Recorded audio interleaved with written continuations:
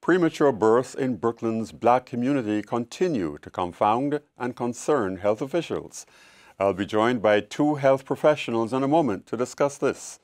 You'll meet Denise West, Deputy Executive Director of Brooklyn Perinatal Network, Regina Conceição, Certified Lactation Counselor and Certified Doula and Midwife Assistant, and Valentina Jean, who has been told she may have a preterm baby. Also in this program, are Black small business owners getting the support of people in the communities they serve? This includes people in neighborhoods who share their culture. Delroy Wright, owner of Delroy's Cafe in Flatbush, Brooklyn, and Camille Hastic Ortiz, Interim Director of Outreach at New York Small Business Services, will join me to discuss this. But we begin with a discussion of premature births. In the United States, preterm birth affects approximately 1 in every 10 babies. What is that figure here in Brooklyn? Well, in some of our communities in Brooklyn, particularly those that are most vulnerable, it's almost twice that amount. Flatbush and Brownsville have rates of maybe 1 in 20. I mean, double that amount, right? About 17%, 17 to 20% of preterm births. So while the country's preterm birth rate is lower, in communities of Brooklyn, particularly high risk, which includes North and Central Brooklyn, is probably twice that of the overall borough and of New York City overall. That's alarming. Regina? Yes. So in those areas of Brooklyn, so Bushwick, Bed-Stuy, East New York, Brownsville, those communities, there is a higher prematurity, and it is alarming. What do you term prematurity? How many weeks into pregnancy? So prematurity is anything before 37 weeks in pregnancy. So if a mom gives birth before 37 weeks, that's considered premature. What are the dangers? So the dangers are, babies are coming out sooner than when they're supposed to, and so you're looking at sometimes their lungs aren't fully developed. So if a mom goes into a premature birth, then the providers are rushing to get this baby to develop quicker. So for example, they'll give them a shot to get their lungs to develop quicker so that when the baby is born, they could breathe on their own. And you're also looking at brain development. Babies also have a hard time with nursing if they're born too soon. So they're a little behind. Valentina Jean, I'm told that you are likely to give birth to a preterm baby. Yes. Talk to me about. When I was 29 weeks, I feel like cramping, I have contraction. The doctor told me that I might have a preterm baby. Right now I'm 30 weeks pregnant. Right now they give me 2 shots for the lumps, and then they give me a medication for the brain to develop the brains. And then I cannot work. I'm in bed rest. What are the warning signs, Denise? And then they told me that when you're 29 weeks, you give birth, it's 90% chance the baby can live. Are you scared? Yes. I'm really scared. What support do you have? The support that I have is my my sister, and then the program that I'm in, they really support me a lot, and my family. Yes. Yeah. My husband is not here, so.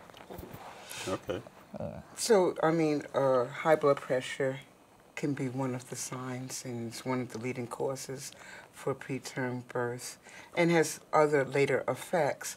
And she, Valencia, mentioned her sister, which is a sister friend, which is the Birthing Project. We find that if women have support early during pregnancy, it is a prevention intervention, but that it can stop a lot of different things, possibly preterm birth, social isolation. It can impact the reduction of domestic violence because you have other supports that are there to move you out of that situation. We know that if people do not have, pregnant women do not have support, they tend to give birth earlier. And as Regina mentioned, that means that's a preterm birth. The babies don't get a chance to weigh the ultimate weight that they could. Women go into perinatal depression quicker without that other social support services that they may need. Valentina, what were your warning signs? Stress can make you do the baby premature. So yes. you recognize that you were stressed. Yes, a What lot. else? And then my blood pressure was kind of low level, and then diabetes. Diabetes? Yes. Ooh. Regina, what are some of the other warning signs that people need to be aware of? Right. So the warning signs are high blood pressure, severe edema, which is severe swelling. It's normal for pregnant women to have edema, but it's not normal if they have severe edema. Also blurred vision, dizziness. And also when they see the provider and they do like a urine test if there's protein in the urine, those are all signs that preeclampsia might be happening. And so it's really important that women are getting their prenatal care. We know that nationally about 69% of those that have preeclampsia, of deaths, could have been prevented. And so that is a big opportunity for preventative services when we know that more than almost 70% could have been preventable. So we have to look at what are the resources that are available to the community. What are resources available to community agencies that are serving women, such as Valencia? What are some of the other mitigating factors, such as social determinants of health, poverty, food, socialization or isolation? All of those components have an impact on the woman's health and that of the family as well. Regina, you said you were a doula. Yes. What is a doula? Basically, a professional who provides labor support to pregnant women. Not only do we provide labor support, but we provide physical and emotional support during pregnancy, during the labor, and even postpartum. So what I do is I provide prenatal visits, and I'll meet one-on-one with an expecting mom and basically talk about how the pregnancy is going, what are the mom's expectations of how she wants her birth to go, and I also talk about like how her home is, like how is she really feeling, if there's anything stressing her out, and so basically I connect her to community resources that that she could benefit from. So Regina, I'm sure that all of this information has been very useful to you. Yes. Ms. West. So You said I that- said, go yes, ahead. I know that you were with the Brooklyn Perinatal Network. Yes. But you do several other associated things. Right. What are some of them? So Brooklyn Perinatal Network is a community-based organization that focuses on pregnant and parenting women, the maternal child health period. We have also expanded to interconceptual, preconceptual health, because we find that if you intervene before a woman is thinking about pregnancy, you get to intervene on her nutrition, you get to intervene on her daily practices that can prevent low birth weight or infant mortality. We also have, I've been using the term Birthing Project, and Valencia has mentioned the Sister Friend. A Sister Friend it's a one-on-one program that provides emotional and practical support to women and serves as an extended family model. So it is not a 9 to 5, it is not a 5-day-a-week. It's a 24-hour. They are there early during pregnancy up to the child's first birthday, because what we want to prevent also, what we want to ensure is that the baby is also past their first year birthday, which is what is termed as infant mortality. What can be done I know you mentioned it earlier, but elaborate on what can be done to prevent preterm births. Well, I think it's really important that women stay connected, and really, it takes a village, and it really takes a village to raise children, but it also takes a village to support a mom.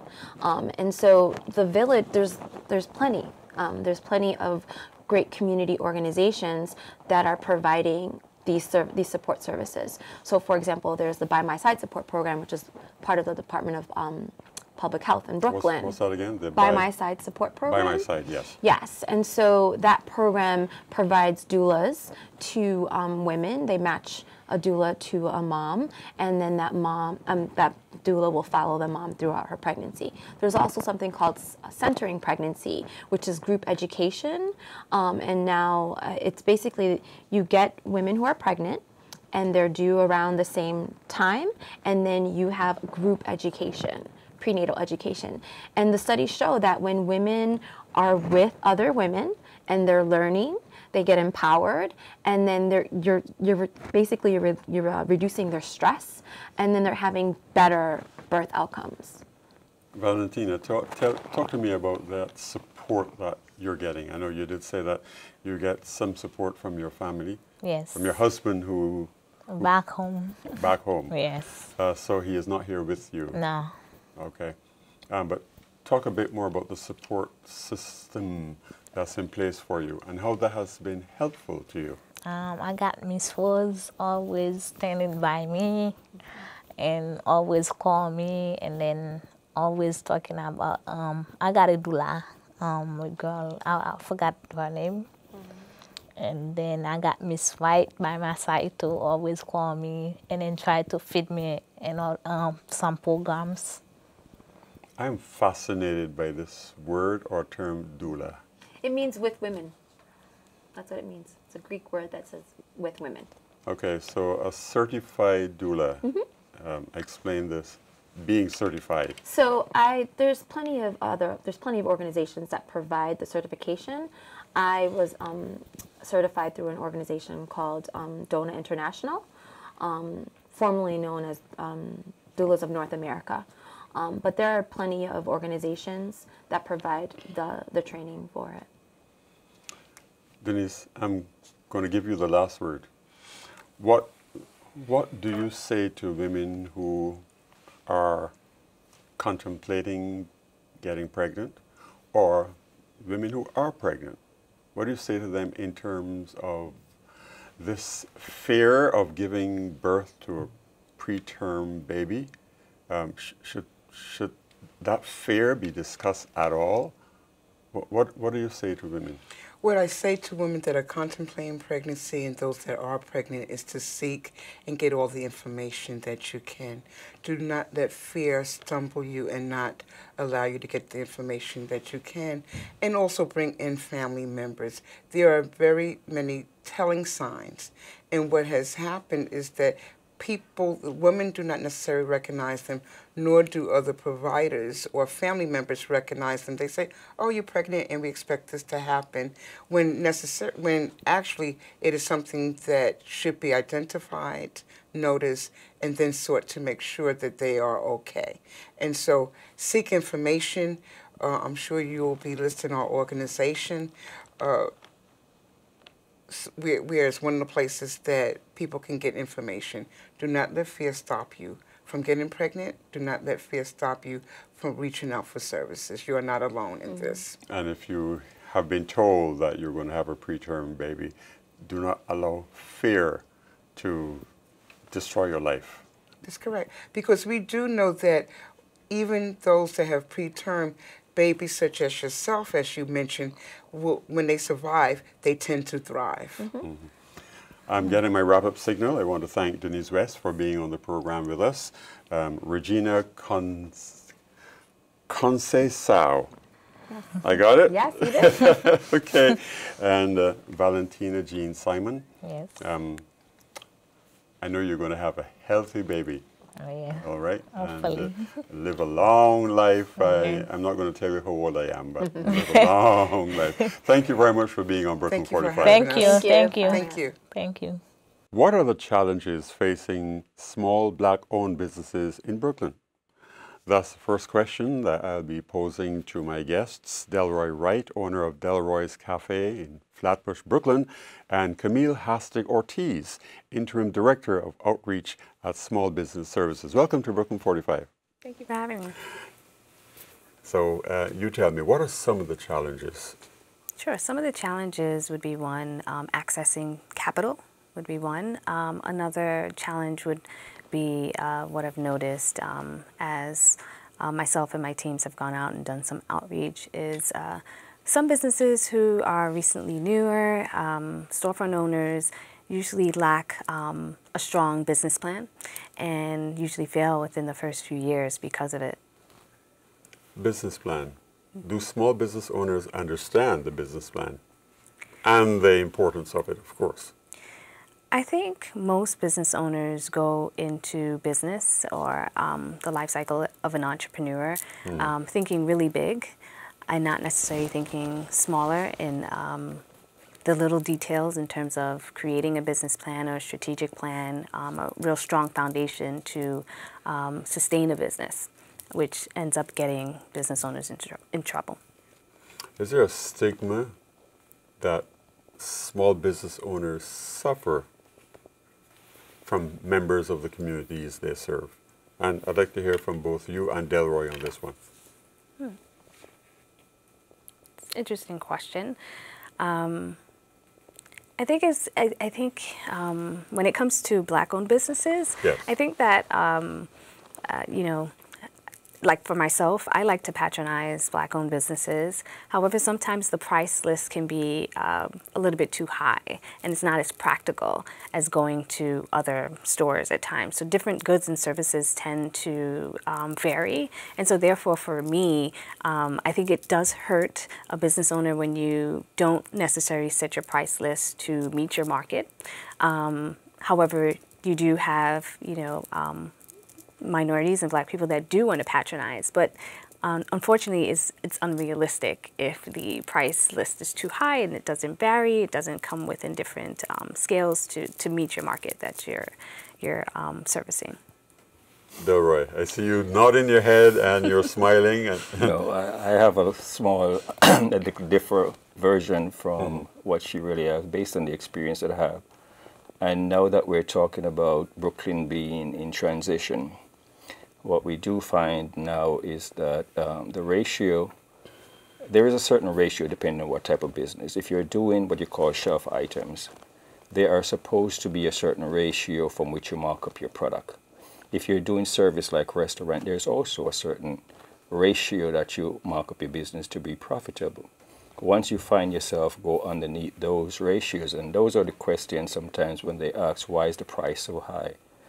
There are versions of which people say you mark your values down to create a volume sale, from which a volume sale will be able to can provide you that increment intake that can take you over the hump. But what we are seeing now is that with the upsurge of so many of the same businesses that are coming in, volume is not really one of those things that is applicable now in many of the businesses that we're doing. So what you find now in the service business, you have to do quality business, and you have to actually keep your price at a certain ratio, because the difference between your daily sale from one week to the next, and we usually use days to days to measure the percentage of growth that we have, it's not much that you're going to see 10% variation in any one day from the next. When you do see something go greater than that, it's just what you'd call an incident that occurs. So in order for you to really stay, and she mentioned earlier on that the business plan, we don't really come into the business with a business plan all prepared. We use our ambition and our drive to mostly open up business when we do need to put that business plan and recognize the growth factor that is needed to stay afloat. But what we do find is that the Blacks are more apt to criticize the price of whatever you are, whether it's from, and I'm not going to speak from an academic point of view with this, but whether it's from the fact that the disposable income is not there, and the transitions that we are having now, they have the disposable income to spend, and we find that we get less critique as a black business person from the white patronage when they do come than what we get from the black customers. How do you stay in business? Well, creativity. Creativity. You always have to redefine yourself and look at what is going on. Over 30 years, as you know, I've known you for a while, been involved in business. When I started out as a young entrepreneur, I enjoyed the blessings of the black business, because then at that time, we didn't have much black entrepreneur, and I was a young black man coming, so I could never do anything wrong. Today, when you look at that type of the clientele that you get is a complete different mindset now. Then there was no capitalism on our errors or mistakes as black business, especially mine that I experienced. Now, if I make a mistake, I've been penalized. How do you advise businesses to deal with their changing markets? So I advise business owners in terms of changing markets that the plan that they put together, it should not be something that it's set in stone. That is always an evolution. You should have many iterations of it. Just as Delroy mentioned, that he's changing from time to time and progressing and seeing where he can be creative and innovative and change strategies. So it's advising and making sure that if you do have a plan for now, make sure that you continue to look at the plan a year, 5 years, 10 years from now, and make it an evolution, an iteration, a constant change. Tell me about small business services. So for small business services, we provide all types of support services to small business owners. We're a one-stop shop. We like to say we're a one-stop shop for careers, businesses, and neighborhoods. And what I mean by that is that we provide workforce opportunities, job placement, recruitment for small business owners in the city, as well as for businesses. We provide business programs, incentives, legal assistance, navigating government, selling to government, the procurement process, MWBE certification. We support business owners throughout that process as well. And then with neighborhoods, we manage the merchant associations and business improvement districts throughout the city as well. So, we do everything from helping businesses start, operate, and expand. And to stay afloat. And definitely to stay afloat. And to become successful. And become successful and sustainable. Delroy, how are you and other small businesses, particularly in the Flatbush area, affected by gentrification, which we see all around us, and by these big business companies that are also competing against you? Two perspectives. One, I remember when I was very much active in the Merchant Association, we, in that area that I was, Flatbush to Empire, we were always trying to get the big business to come in. We did not see it then as a negative in the sense, even though we have heard the argument about it. What we were looking at then was, based on the fact that where the business volume, where the business support was coming from now, 6 blocks away at that time, practically speaking, 6 blocks away at certain point in the 2000. So we were looking at, say, how can we then bring in an influx of new businesses? The back stores were one way that we did not think it was negative for where we were,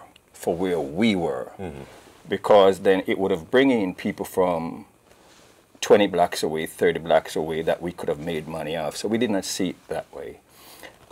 As to how it is now with the transitioning that's coming, like Ms. Astikir said, there are services out there, but for whatever it is, the black business them seems to be reluctant to utilize. I was involved with the Merchant Association, like for a long time. her father had the Chamber of Commerce. Business services, we would always bring them in, small business service, to talk about what's coming down the pike. And the thing that we want to see, you should always try, as a business person, I always said, you can't just pull your door, put your stock inside, and expect you're going to do business. You're going to have to go out there and stay abreast of current situation. And I remember when the transition was coming in, when the gentrification is taking hold, we used to, as Merchant Association, we used to go to these local merchants and let them know that, hey, you guys got to come out to hear what's going on so you can prepare, change your product line now to meet the new demands that's coming. And for some reason, because they were not involved, all of a sudden, the change just creep up, not even creep up on them, because it was creeping when we were talking. It just came suddenly and hit them. At that point, they so happened to be, there was no interest in what they were doing. The area completely changed, and the support that they were getting diminished, gone from the neighborhood. So I guess there's need for more business associations like you were associated with. For them to get more involved in it. And there's need as well for more involvement by small business services. Yeah, and certainly we do that. We have mobile outreach teams that go into the communities now, specifically into disadvantaged or low and moderate income communities, and let business owners know. And we go to them instead of them coming to one of our centers to let them know what it is that we provide and how they can provide it. I think we are running out of time. I want to thank Camille Hastic Ortiz and Delroy Wright. We'd love to hear from you. If you have any comments about this program, what you've just heard, post your comments on our Facebook page, Brooklyn 45 TV, or email us at info@brooklyn45.com. Of course, you can see this and other programs on our Brooklyn 45 TV YouTube page. So, on behalf of our entire Brooklyn 45 team, thank you very much, Delroy and Ms. Ortiz, Ms. Hastic Ortiz. When last I saw you, you were just Ms. Hastic. I'm sure. This is Brooklyn 45. I'm Sam Tate.